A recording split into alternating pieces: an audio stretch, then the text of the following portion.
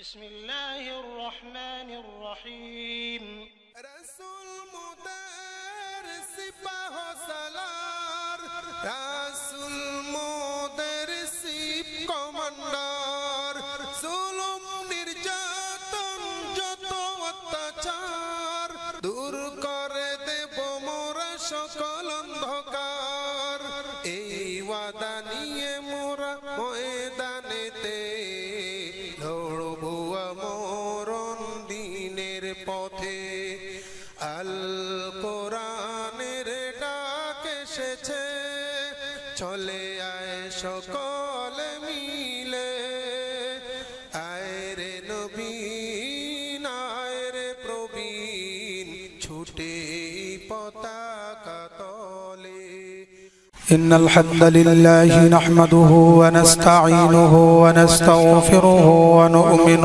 به ونتوكل عليه ونعوذ بالله من شرور أنفسنا ومن سيئات أعمالنا من يهده الله فلا مضل له ومن يضلله فلا هادي له ونشهد أن لا إله إلا الله الحي القيوم الذي لا تأخذه سنة ولا نوم ونشهد أن سيدنا وسندنا وحبيبنا وحبيب أرواحنا محمدا عبد الله ورسوله فقد قال الله تعالى في كلامه المجيد والفرقان الحميد أعوذ بالله من الشيطان الرجيم بسم الله الرحمن الرحيم شهر رمضان الذي أنزل فيه القرآن هدى للناس وبينات اللهم سبحانك لا علم لنا إلا ما علمتنا إنك أنت العليم الحكيم إن الله وملائكته يصلون على النبي يا أيها الذين آمنوا صلوا عليه اللهم صل على سيدنا ونبينا وشفيعنا وحبيبنا ومولانا محمد صلى الله تعالى عليه وعلى آله وأصحابه وبارك وسلم بلغ العلا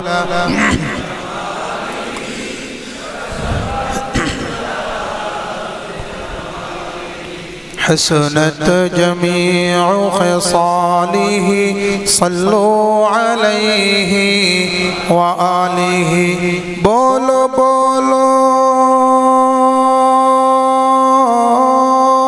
اے عاشق لگا کے نعرہ بعد اذ خدا محمد مصطفیٰ سب سے بڑا بلغ کشف الدجى بجماله সাল্লু আলাইহি ওয়া আলিহি। মহান আল্লাহ পাকের দরবারে অসংখ্য শুকরিয়া। আল্লাহ সুবহানাহু ওয়া তাআলা আমাদের সকলকে দীর্ঘ 1 বছর পর পবিত্র মাহে রমজানুল মুবারকের প্রথম জুমাবার অত্র মসজিদে আসার এবং বসার তৌফিক দান করেছেন। সেই জন্য সকলে উচ্চ কণ্ঠে পড়ছি আলহামদুলিল্লাহ। কুরআনুল কারীমের সূরাতুল বাকারা, সূরা বাকারা এর 185 নং আয়াতে কারিমা তিলাওয়াত করা হয়েছে।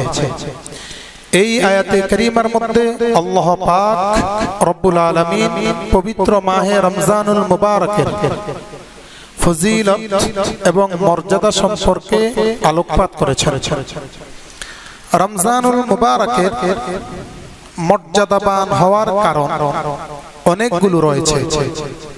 তার মধ্যে অন্যতম শ্রেষ্ঠ একটি কারণ এই আয়াতে কারিমার মধ্যে আল্লাহ পাক বলে দিচ্ছেন। আল্লাহ পাক বলছেন, শাহরু রমাদানাল্লাযী উনজিলা ফীহিল কুরআন। এটি এমন মাস, এমন রমজান মাস যার মধ্যে কুরআনুল কারীমকে অবতারিত করা হয়েছে। হুদাল লিন্নাস, যে কুরআনুল কারীম বিশ্ব মানব মণ্ডলীর জন্য হেদায়েত স্বরূপ। আল্লাহ পাক রব্বুল আলামিন এই রমজানুল মুবারকের ফজিলত বর্ণনা করতে গিয়ে এই আয়াতে কারিমাটি নাযিল করেছেন। আল্লামা আলুসি রাহমাতুল্লাহি আলাইহি তাফসীর রূহুল মাআনির মধ্যে এই আয়াতের ব্যাখ্যায় লিখতে গিয়ে তিনি বলেছেন, রমজানুল মুবারকের মধ্যে কেবলমাত্র কুরআনুল কারীম নাযিল হয়েছে এমনটি নয়, বরং আল্লাহ পাক রব্বুল আলামিন পৃথিবীর শুরু থেকে আজ পর্যন্ত যত নবী এবং মুরসালিনগণ অতিবাহিত হয়েছে তাদের সকলের উপর আল্লাহ পাক তার নির্ধারিত বাণী, নির্ধারিত কিতাব, নির্ধারিত সহিফা নাযিল করেছেন। রমজানুল মুবারকের প্রথম তারিখে, পহেলা তারিখে আল্লাহ পাক রব্বুল আলামিন প্রথম মানুষ এবং প্রথম নবী ও রাসূল হযরত আদম আলাইহিস সালামের উপর আল্লাহ পাকের কালাম নাযিল করেছেন। রমজানুল মুবারকের 6 তারিখে আল্লাহ পাক রব্বুল আলামিন তাওরাত কিতাব নাযিল করেছেন। রমজানুল মুবারকের 12 নং তারিখে আল্লাহ পাক রব্বুল আলামিন হযরত দাউদ আলাইহিস সালামের উপর জাবুর কিতাব নাযিল করেছেন। রমজানুল মুবারকের 13 তারিখে আল্লাহ পাক রব্বুল আলামিন হযরত ঈসা আলাইহিস সালামের উপর ইনজিল কিতাব নাযিল করেছেন। আর এই রমজানুল মুবারকের শেষের 10 দিনের মধ্যে কোন এক তারিখে আল্লাহ পাক রব্বুল আলামিন কুরআনুল কারীমকে একবারে, একদিনে, এক সময়, একসাথে কুরআনুল কারীমকে আল্লাহ পাক নিজের পক্ষ থেকে লৌহে মাহফুজের মধ্যে নাযিল করেছেন। এরপরে লৌহে মাহফুজ থেকে লাইলাতুল কদর মতান্তরে 24, 27 অথবা লাইলাতুল কদর যেদিন হয়েছে সেই রাত্রিতে আল্লাহর হাবিবের কাছে এসে জিবরাইল আলাইহিস সালাম লৌহে মাহফুজ থেকে সর্বপ্রথম সূরাতুল আলাকের প্রথম 5টি আয়াতে কারিমা নাযিল করেছেন। তাহলে আমরা এখান থেকে দুটি কথা পাই। এক নম্বর কথা হচ্ছে রমজানুল মুবারকের লাস্টের 10 দিনের মধ্যে যে কোনো একদিন আল্লাহ পাক নিজের পক্ষ থেকে কুরআনুল কারীমকে লৌহে মাহফুজে একসাথে নাযিল করেছেন। এরপরে লাইলাতুল কদরের রাতে, লাইলাতুল কদরে আল্লাহ পাক কুরআনুল কারীমের প্রথম 5টি আয়াত নাযিল করা শুরু করেছেন। এরপরে যখন যেই আয়াতের দরকার ছিল, যখন কোরআনুল কারীমের যেই আয়াত আল্লাহর হাবিবকে বলার দরকার ছিল, দরকার অনুযায়ী, প্রয়োজন অনুযায়ী আল্লাহর হাবিবের উপর সেই কোরআনুল কারীম 23 বছর জিন্দেগিতে আল্লাহ পাক রব্বুল আলামিন কোরআনুল কারীম নাজিল করে সূরাতুল মাইদার 4 নং আয়াতে কারীমার মধ্যে ঘোষণা দিয়েছেন, আল ইয়াউমা আকমালতু লাকুম দীনাকুম ওয়া আতমামতু আলাইকুম নি'মাতি ওয়া রাদিতু লাকুমুল ইসলাম। কোরআনুল কারীম নাজিল করা শেষ, আল্লাহর নবীর 23 বছর নবুয়তের জীবন শেষ। এরপরে আল্লাহ পাক রব্বুল আলামিন কোরআনুল কারীমের মাধ্যমে ঘোষণা দিচ্ছেন, ও নবী, আমি আমার যত ধরনের নিয়ামত আছে সমস্ত ধরনের নিয়ামতগুলো আমি আপনার উপর ঢেলে দিয়েছি। এই হচ্ছে কোরআনুল কারীমের সংক্ষিপ্ত ইতিহাস। এই কোরআনুল কারীমকে উপলক্ষ করে আল্লাহ পাক রমজানুল মুবারককে দামি করেছেন। এমনটি নয় যে রমজানুল মুবারক আগ থেকেই দামি ছিল। কোরআনের সাথে যেটার সংস্পর্শতা লাগবে, টাচ লাগবে, সেটাই দামি হয়ে যায়। কোরআনুল কারীম রমজানুল মুবারকের সময় নাজিল হওয়ার কারণে কোরআনুল কারীম রমজানুল মুবারক দামি হয়ে গেছে। এখন কোরআনুল কারীম যদি আমাদের সাথে টাচ করে তাহলে আমরা দামি হব কি হব না? জোরে বলেন, হবে কি হব না? হব। যেহেতু রমজানুল মুবারক কোরআনের কারণে দামি হয়ে গেছে, এই জন্য আল্লাহর হাবিব সাল্লাল্লাহু আলাইহি ওয়াসাল্লাম একটা হাদিস হযরতে আবু হুরায়রা রাদিয়াল্লাহু তাআলা আনহুর মাধ্যমে আমাদের কাছে পৌঁছে দিয়েছেন। ইমাম আহমদ ইবনে হাম্বল রাহমাতুল্লাহি আলাইহি তার হাদিসের কিতাব মুসনাদু আহমদের 7904 নং হাদিসের মধ্যে তিনি উল্লেখ করেছেন, وعن أبي هريرة رضي الله تعالى عنه أنه قال رسول الله صلى الله عليه وسلم أعطيت أمتي 5 خصال لا يعطاها أمة قبلهم। আল্লাহর নবী মুহাম্মদুর রাসূলুল্লাহ সাল্লাল্লাহু আলাইহি ওয়াসাল্লাম রমজানুল মুবারকে যেহেতু কোরআনুল কারীম নাজিল হয়েছে, এই জন্য রমজানুল মুবারক দামি হয়ে গেছে। আর রমজানুল মুবারক যেই সমস্ত উম্মতেরা পাবে সেই সমস্ত উম্মতের জন্য 5টি বৈশিষ্ট্য ঘোষণা এই হাদিসের মধ্যে দিয়েছেন। 5টি বৈশিষ্ট্য, 5টি ফজিলত। যারা রমজানুল মুবারক পাবে তাদের জন্য 5টি ফজিলত এই হাদিসের মধ্যে বলা হয়েছে। কয়টা ফজিলত? জোরে বলেন, কয়টা ফজিলত? 1 নম্বর, হযরতে আবু হুরায়রা রাদিয়াল্লাহু তাআলা আনহু বলতেছেন, আল্লাহর নবী বলেছেন, যারা রমজানুল মুবারক পাবে তাদের জন্য প্রথম ফজিলত হলো খুলুফু ফামিস সাইম ইনদাল্লাহি আযজা ওয়া জাল্লা আতয়াবু মিন রিহিল মিস্ক। যেই সমস্ত লোকেরা রমজানুল মুবারক পাবে, রমজান মাস পেয়ে রমজানুল মুবারকের রোজাগুলো রাখবে, তাদের মুখ থেকে একটা দুর্গন্ধ আসবে রোজা রাখার কারণে। আল্লাহর নবী বলতেছেন, উম্মতেরা শুনে রাখো, ওই যে রোজাদারের জবান থেকে যেই দুর্গন্ধটা বের হয়েছে, তোমাদের দৃষ্টিতে এটা দুর্গন্ধ হতে পারে, কিন্তু আল্লাহ রাব্বুল আলামিনের কাছে এই দুর্গন্ধটা দুর্গন্ধ নয়, বরং পৃথিবীর সবচাইতে উৎকৃষ্ট গন্ধ, উৎকৃষ্ট সুঘ্রাণ হলো মেশক আম্বর। ওই মেশক আম্বরের চাইতেও রোজাদারের মুখের দুর্গন্ধটা আল্লাহর কাছে সবচাইতে বেশি দামি। 1 নম্বর ফজিলত। কয় নম্বর গেল? রোজাদারের মুখের গন্ধটা মেশক আম্বরের চাইতে উত্তম। কার কাছে? চিল্লায় বলেন, কার কাছে? যারা রোজা রাখছেন তাদেরটা দামি। এখন যে বদমাশগুলো রোজা রাখে নাই, সুরুট মানে টানে, সিগারেট টানে, আছে না নাই? এদেরটা কি দামি? এদেরটা এর বিপরীত হবে। যেহেতু আল্লাহর কাছে রোজাদারের দুর্গন্ধটা মানে দামি, তাহলে এর দুর্গন্ধটা এর বিপরীত হবে কার কাছে? শয়তানের কাছে।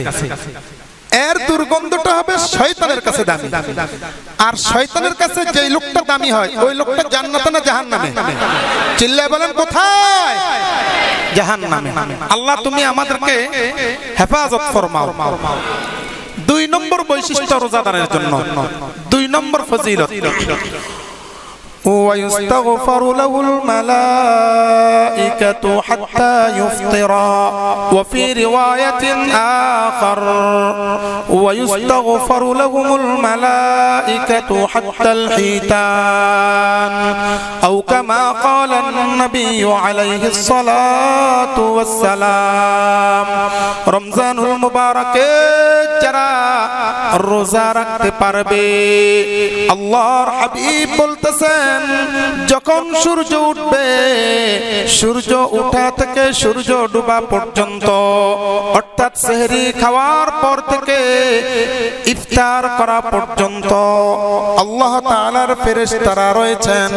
এই ফেরেশতারা রোজাদারের জন্য অন্য বর্ণনা অনুযায়ী শুধুমাত্র ফেরেশতারা নয়, দুনিয়ার মধ্যে মানুষ এবং জিন ব্যতীত যতগুলো মাখলুক আছে, চাই সেটা পিঁপড়া হোক, চাই সেটা গরু হোক, চাই সেটা সমুদ্রের মাছ হোক, সমস্ত মাখলুকাত গুলো এই রোজাদারের জন্য আল্লাহ তাআলার কাছে ক্ষমা প্রার্থনা করে। 2 নম্বর ফজিলত, ক্ষমা প্রার্থনা করবে। আমাদের জন্য ক্ষমা প্রার্থনা করবে যেহেতু আমরা রোজা রাখছি। আর যারা রোজা রাখে নাই ওদের জন্য ক্ষমা প্রার্থনা করবে। এর বিপরীত বুঝেন, কিন্তু কথা বুঝেন। যেহেতু সমস্ত মাখলুকাত আমাদের জন্য দোয়া করবে, রোজাদারের জন্য দোয়া করবে, তাহলে যারা রোজা রাখবে না, লাল শালুর ভিতরে ঢুকে ঢুকে সুন্দর মতো চা খাবে, ওদের জন্য এর বিপরীতটা হবে, অর্থাৎ বদদোয়া করবে।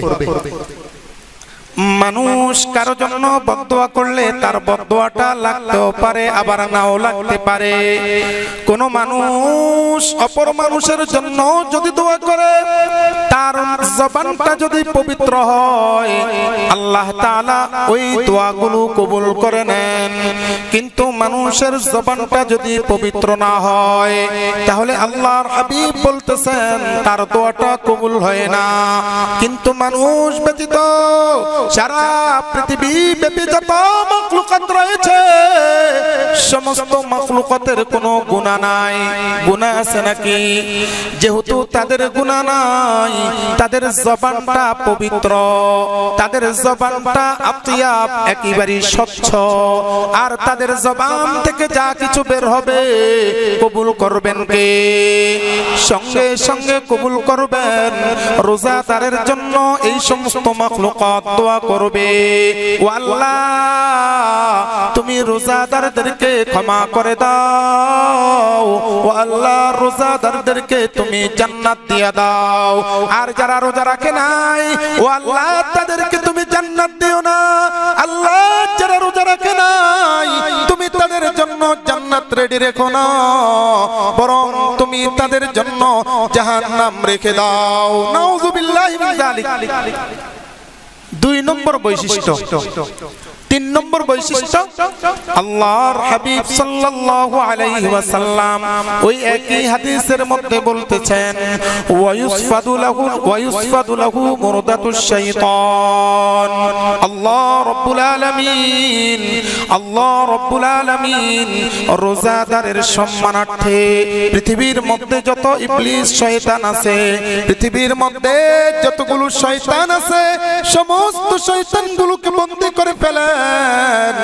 কেননা এই সমস্ত শয়তানগুলো রোজাদারের কাছে যাবে, রোজাদারের রোজার মধ্যে ডিস্টার্ব করবে, রোজাদারকে আমল করা থেকে বিরত রাখার চেষ্টা করবে, যেন এই সমস্ত মরদুদ শয়তানগুলো আল্লাহর বান্দা, আল্লাহর গোলামদেরকে ডিস্টার্ব না করতে পারে। এই জন্য পুরা রমজানুল মুবারকের 30 দিন 24 ঘন্টা ব্যাপী তাদেরকে আটকে রাখেন। সুবহানাল্লাহ। 3 নম্বর ফজিলত শুধু রোজাদারের সম্মানার্থে। 4 নম্বর ফজিলত ওয়ায়ুযায়িনুল্লাহু আযযা ওয়া জাল্লা লাহু ওয়ায়ুযায়িনু লাহুল্লাহু আযযা ওয়া জাল্লা জান্নাতাহু ফি কুল্লি ইয়াওম।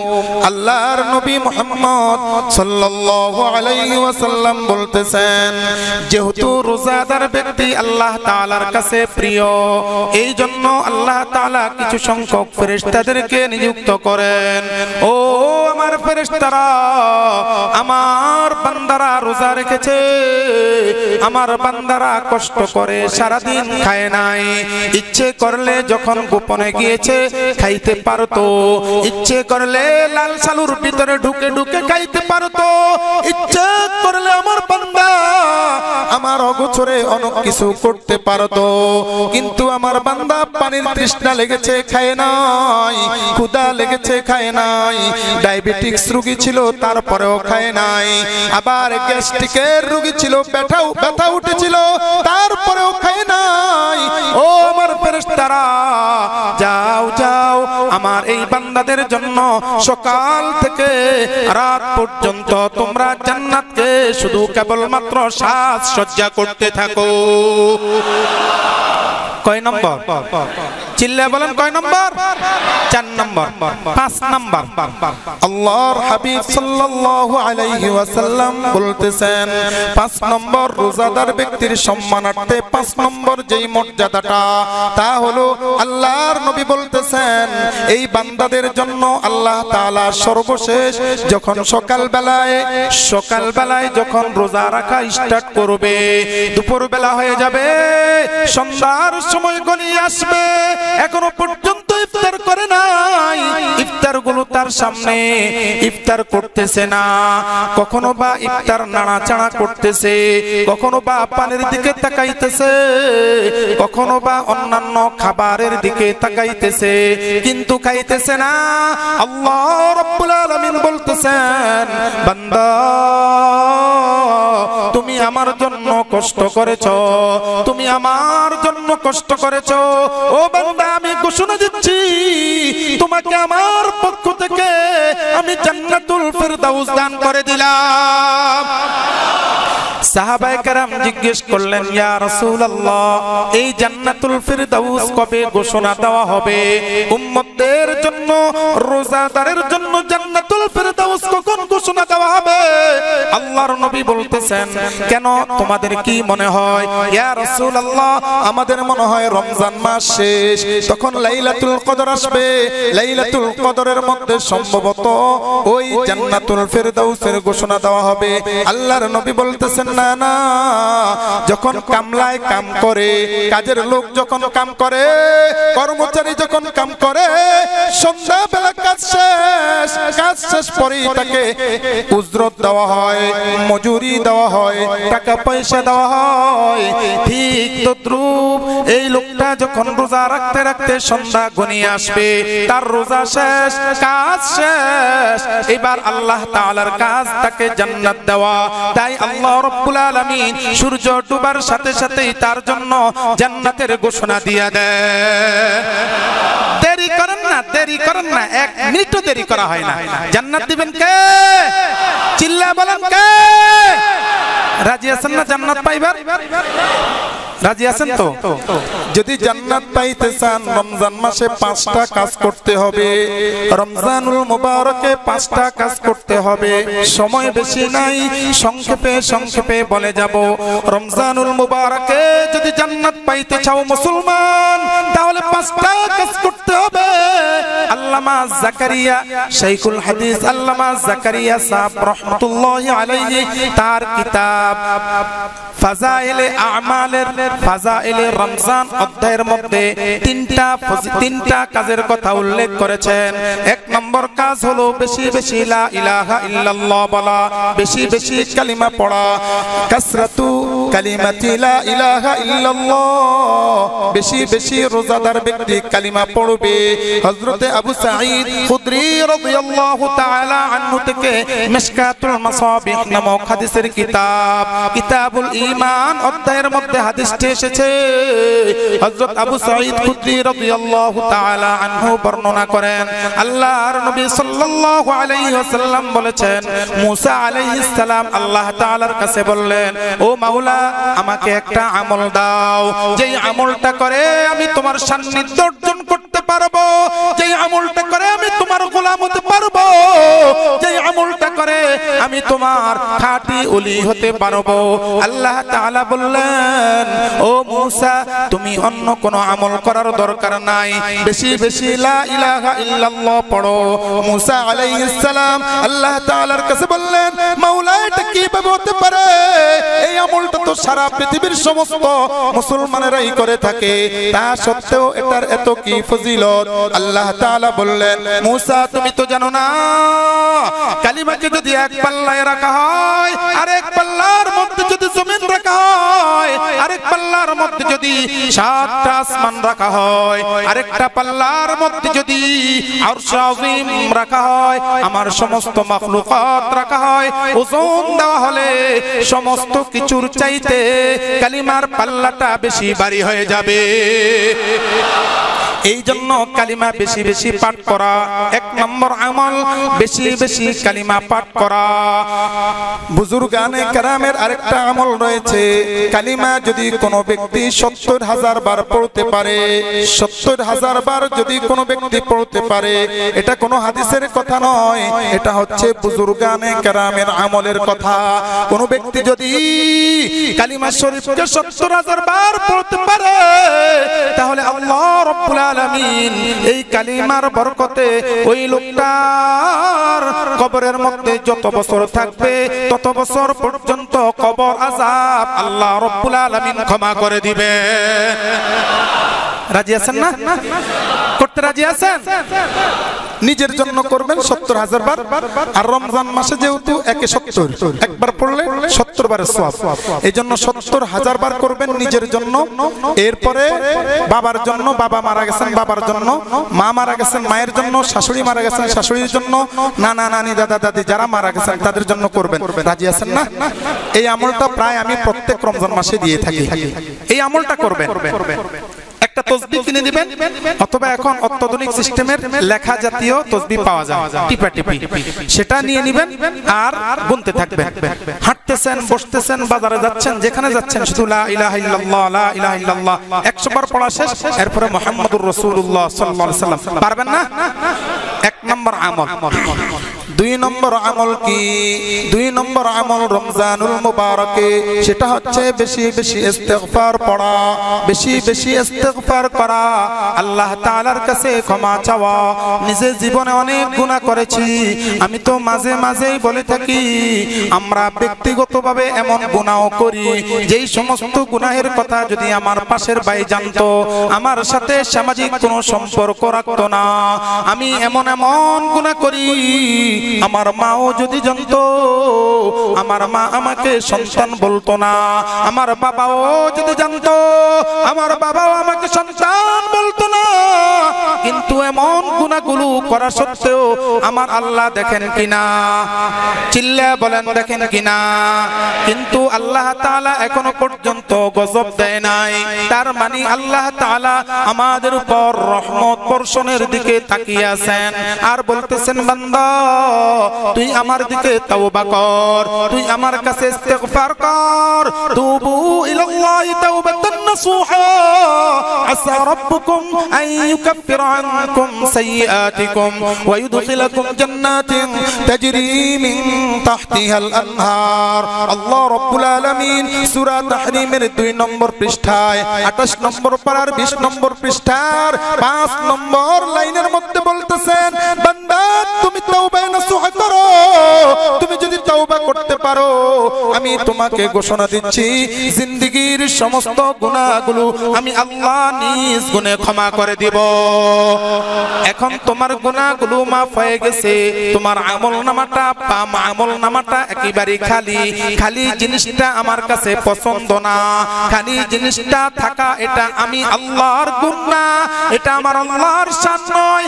এই জন্য তোমার সমস্ত গুনাহগুলো ক্ষমা করে দেওয়ার পরে যা কিছু খালি আছে যেই পরিমাণ গুনাহ ছিল সেই পরিমাণ সওয়াব দিয়ে আমি ভরপুর করে দেই।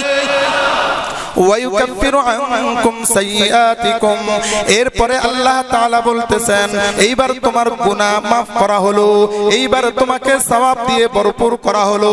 এখন তোমার সওয়াবে ভরপুর আমলনামা।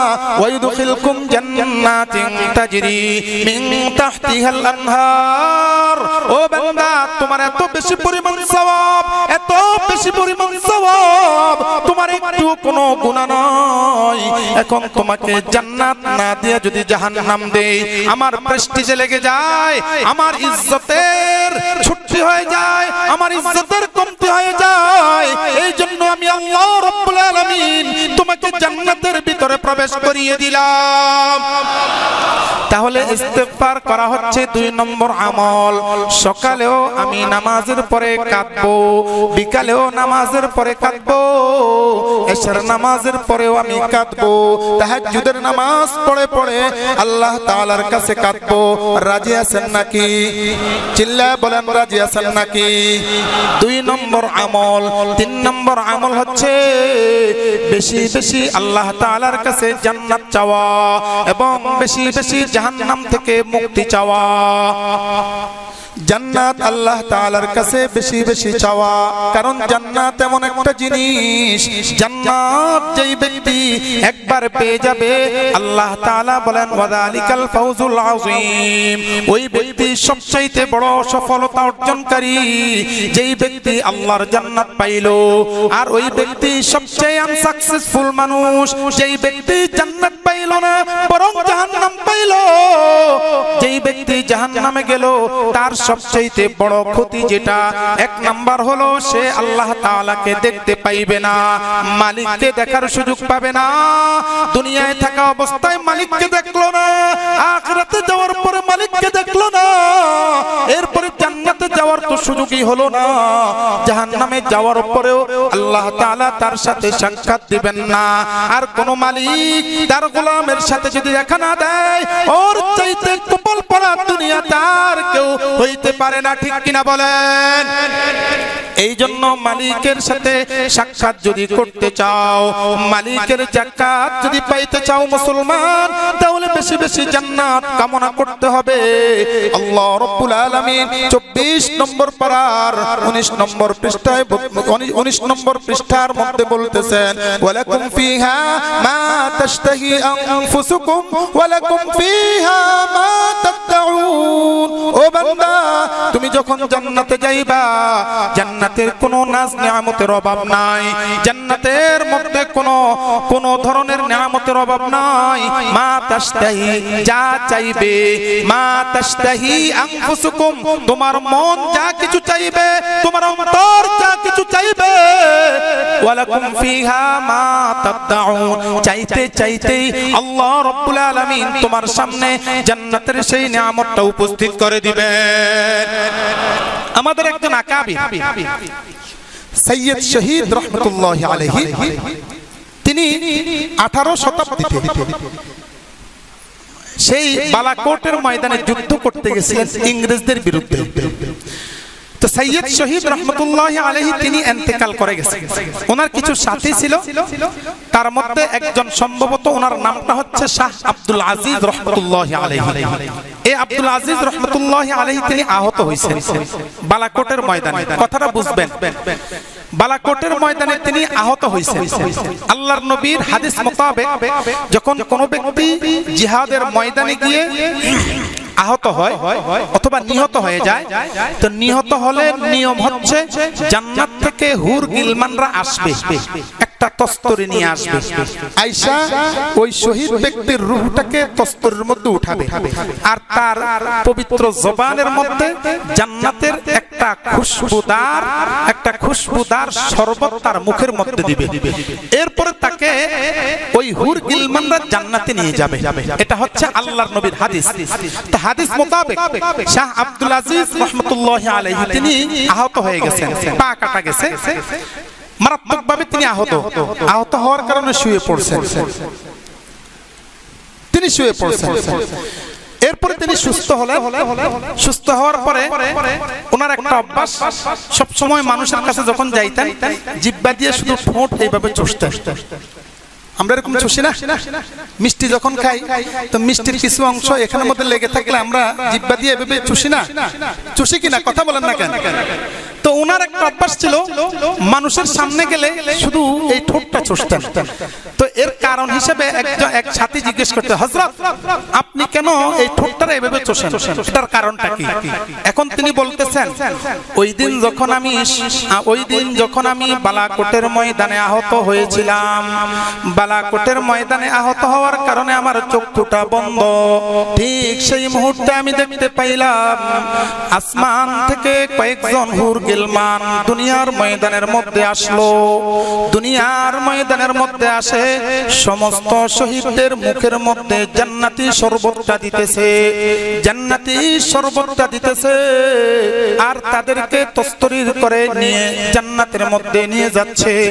সিরিয়াল অনুযায়ী তারা একজন হুর মনে করেছিল আমিও বুঝি শহীদ হয়ে গেছি, কিন্তু আমি তো শহীদ হই নাই, আমার চক্ষুটা বন্ধ ছিল। তখন জান্নাতের ওই হুর এসে আমার জবানের মধ্যে জান্নাতের শরবতটা দিয়ে দিল। ঠিক সেই মুহূর্তে পিছন থেকে আরেকজন হুর এসে বলতেছে, এই তুমি কাকে শরবত পান করাচ্ছ?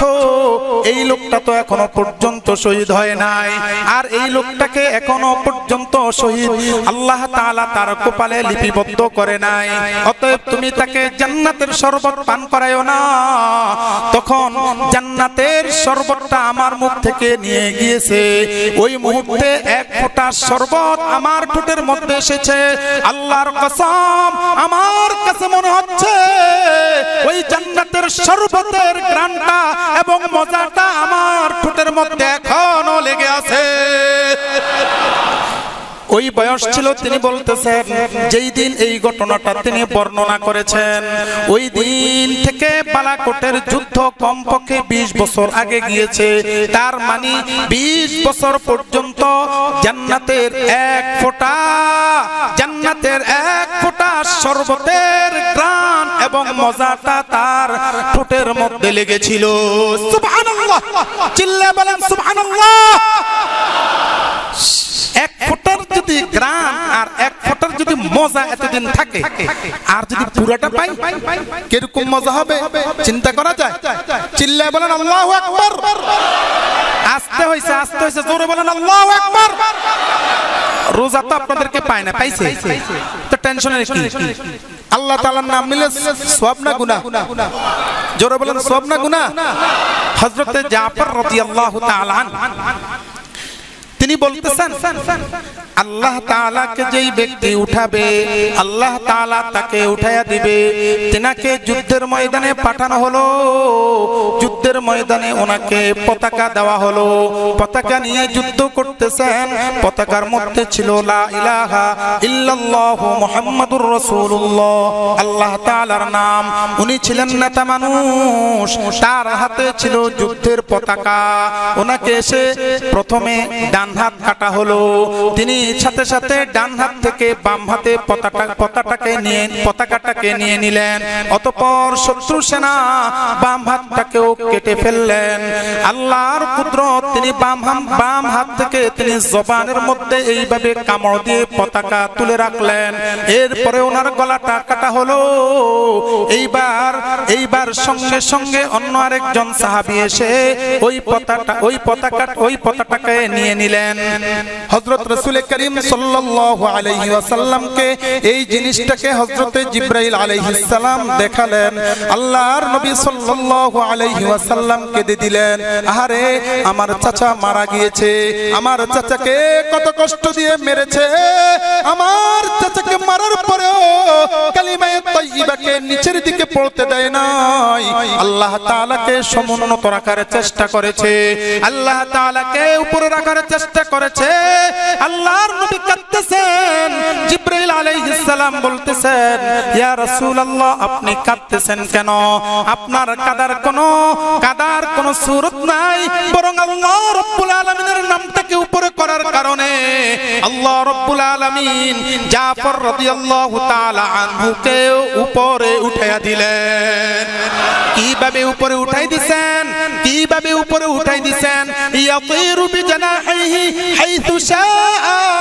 বুখারী শরীফের হাদিস, কিতাবুল মাগাজি 2 নম্বর খণ্ডের প্রথম অধ্যায় কিতাবুল মাগাজির মধ্যে এসেছে, ইয়াতিরু বিজানাহিহি হাইথু শাআ, ইয়াতিরু বিজানাহিহি হাইথু শাআ।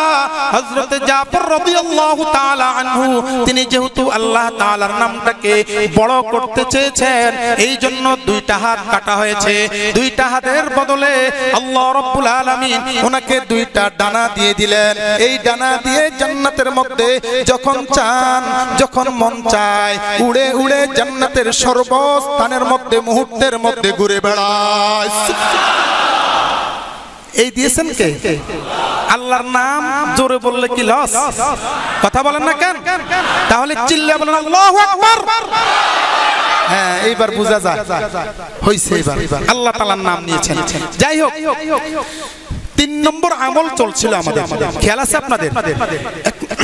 1 নম্বর হলো কালিমায়ে তাইয়্যিবা, 2 নম্বর হলো তাওবা করা, 3 নম্বর হলো জান্নাত জাহান্নাম থেকে মুক্তি চাওয়া আর জান্নাত চাওয়া। 3 নম্বর আমল। 4 নম্বর আমল সম্পর্কে আল্লামা ইবনু আবিদিন রাহমাতুল্লাহি আলাইহি তিনি উল্লেখ করেছেন, 4 নম্বর যেই আমলটা সেটা হচ্ছে আল হাদিয়া, অর্থাৎ হাদিয়া দেওয়া, হাদিয়া গ্রহণ করা। এর অর্থ হলো আপনার মা ঈদ উপলক্ষে বুড়া মানুষ বাড়িতে থাকবে, তাকে কিছু হাদিয়া উপঢৌকন দেওয়া, জামা কাপড় দেওয়া। আপনার বোন, আপনার আত্মীয় মানুষ, আপনার ভগ্নিপতি, আপনার আত্মীয় মানুষ, আপনার বাগিনা, আপনার ভাতিজি ইত্যাদি ইত্যাদি যেই সমস্ত আত্মীয় স্বজন আছে তাদেরকে হাদিয়া দেওয়া, ঈদ উপলক্ষে তাদেরকে গিফট করা, ঈদ উপলক্ষে তাদেরকে টাকা পয়সা দান করা, ঈদ উপলক্ষে যা কিছু সম্ভব আপনার পক্ষ থেকে দেওয়া। আপনার প্রতিবেশী কেউ থাকলে তাকে দেওয়া, আপনার পছন্দের মানুষ, আপনার মহব্বতের মানুষ যাকে আপনি ভালোবাসেন। এর অর্থ এটা নয় যে মহিলাকে ভালোবাসেন, পর নারীকে ভালোবাসেন তাকে দেওয়া, না না, বরং আপনি পছন্দের মানুষ কোন আলেম, আপনার পছন্দের মানুষ কোন বড় ব্যক্তি, আপনার পছন্দের মানুষ কোন একজন সম্মানিত মানুষ, আপনার পছন্দের মানুষ বড় একজন ব্যক্তি, তাকে আপনি ভালোবাসেন, তাকে হাদিয়া দেন। আল্লাহর নবী সাল্লাল্লাহু আলাইহি ওয়াসাল্লাম বলেছেন, হাদিয়া দেওয়াও সুন্নাত, নেওয়াও সুন্নাত। এই 2টা করার কারণে সমাজের মধ্যে আল্লাহ রাব্বুল আলামিন সব ধরনের কলহ, বিশৃঙ্খলা এবং নৈরাজ্য আল্লাহর কুদরতে উঠাইয়া নেন। এই 4 নম্বর আমল হাদিয়া দেওয়া, এটার প্রচলন করবেন না? কথা বলেন না কেন? ভাই বোন আত্মীয় স্বজনদেরকে দিতে রাজি আছেন না? পাড়া প্রতিবেশী যাদেরকে মহব্বত করেন দিতে রাজি আছেন না? আল্লাহ পাক আমাদেরকে আমল করার তৌফিক দান করুন। 5 নম্বর আমল, 4টা আমল চলে গেল। 5 নম্বর আমল তিলাওয়াতুল কুরআন, কোরআনুল কারীম বেশি বেশি তেলাওয়াত করা। আমি প্রায় কোরআনুল কারীম তেলাওয়াত সম্পর্কে আলোচনা করেছি, এই জন্য সেই দিকে যাব না। তবে এই এতটুকু বলি, কোরআনুল কারীম তেলাওয়াত করলে ইমাম মালিক রাহমাতুল্লাহি আলাইহি ওনাকে কেউ প্রশ্ন করলো, হুজুর আল্লাহ তাআলার সাথে সম্পর্ক করা, আল্লাহ তাআলার সাথে কথা বলার কোনো মাধ্যম আছে নাকি? তিনি বললেন, কোন ব্যক্তি যদি আল্লাহ তাআলার সাথে কথা বলতে চায়, সেই ব্যক্তি যেন সকাল বেলায় বিকাল বেলায় যদ্দূর পারে কোরআনুল কারীম পড়ে। কোরআনুল কারীম পড়ার কারণে কেমন জানি সরাসরি মাওলায়ে কারীমের সাথে কথা বলতেছে। শুধু তাই নয়, তাই নয়, কোন ব্যক্তি যদি আল্লাহর হাবিব সাল্লাল্লাহু আলাইহি ওয়াসাল্লামের সাথে কথা বলতে চায়, কোন ব্যক্তি যদি আল্লাহর নবীর সাথে কথা বলতে চায়, কোন ব্যক্তি যদি আল্লাহর নবীর সাথে সরাসরি কথোপকথন করতে চায়, সেই ব্যক্তিকে আল্লাহর নবীর হাদিস পড়তে হবে। হাদিস পড়া মানে আল্লাহর নবীর সাথে কথা বলা, কোরআনুল কারীম পড়া মানে স্বয়ং আল্লাহ রাব্বুল আলামিনের সাথে কথা বলা। এই জন্য কোরআনুল কারীম পড়তে রাজি আছে কিনা? চিল্লায়ে বলেন রাজি আছে কিনা? ইমাম গাযালি রাহমাতুল্লাহি আলাইহি তার কিতাব মুকাশাফাতুল কুলুব, মুকাশাফাতুল কুলুবের সম্ভবত 8 অথবা 9 নম্বর পৃষ্ঠার মধ্যে তিনি উল্লেখ করেছেন, একটা লোক যখন মারা যায়, দুনিয়ার কোনো আমল তার সাথে থাকে না। ওই লোকটাকে যখন জনগণ তাকে কান্নাকাটি করে, কেউ বা তাকে খাটের মধ্যে চড়ায়, কেউ বা তাকে গোসল করানোর জন্য নিয়ে যায়, কেউ বা তাকে সাদা কাপড় পরিধান করায়, ঠিক সেই মুহূর্তে লোকটা মনে মনে ভাবে, আমার সাথে দুনিয়ার সমস্ত মানুষগুলো আছে, এখনো পর্যন্ত আমার বন্ধু দুনিয়ার সমস্ত মানুষ, এখনো পর্যন্ত দুনিয়ার সবাই আমার বন্ধু হিসেবে আছে। এরপরে যখন জানাজায় যায়, জানাজার মধ্যে আরো বেশি মানুষ দেখে লোকটা আরো বেশি আবেগপ্রবণ হয়ে যায়, মনে মনে ভাবে আমার কোনো টেনশন নাই, আমার কোনো চিন্তা নাই, যেহেতু এতগুলো মানুষ আমার সাথে আছে। এরপরে যখন জানাজা শেষ হয়ে যায়, লোকজন কমে যায়, তার সাথে অল্প কিছু সংখ্যক মানুষ যায়, একটু একটু তার ভিতরে চিন্তার ছাপ পড়ে। লোকটা চিন্তা করে, আহারে এখন বুঝি আমার বন্ধু বান্ধব কমে গেল, এখন আমার কি উপায় হবে? এরপরে যখন কবরের ভিতরে ঢুকায়, তখন সে চিল্লায় চিল্লায় কাঁদে, ও লোকগুলো তোমরা আমাকে কেন কবরের ভিতরে ঢুকাও? তোমরা আমাকে কেন একা একা কবরের ভিতরে দিতেছো? তোমরা আমাকে কেন কবরের মধ্যে একা একা রাখতেছো? সমস্ত লোকগুলো কবর থেকে উঠে যায়, কেবল মাত্র থাকে 3 জন।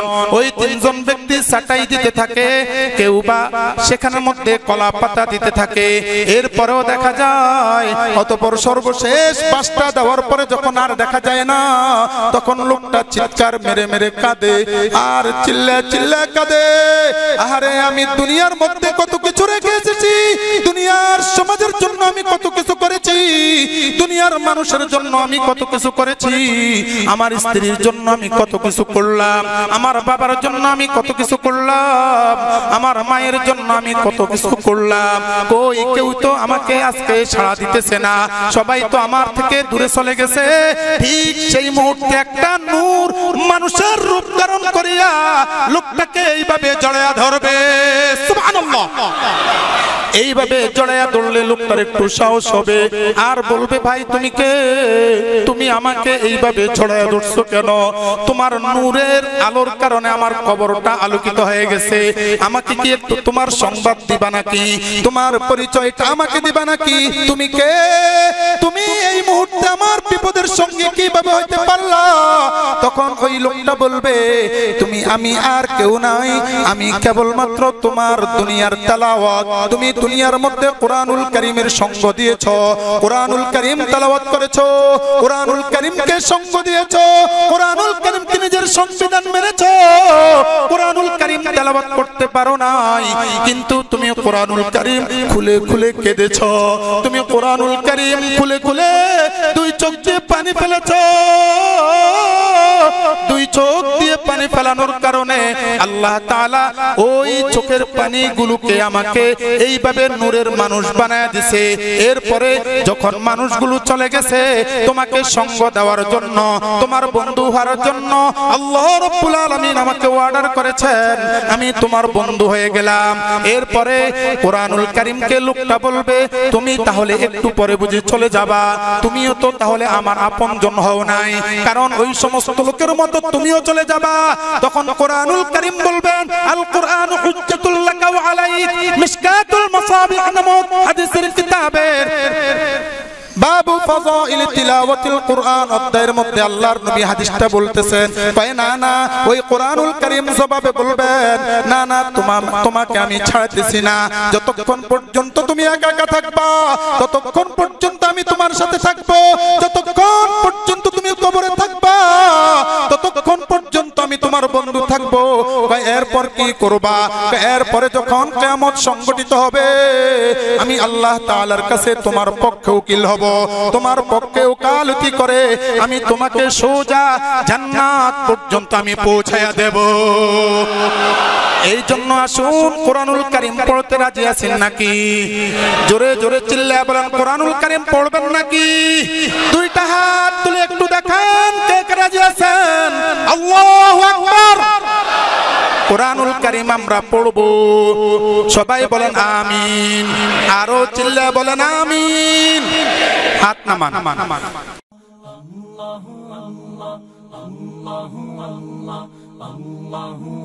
Allah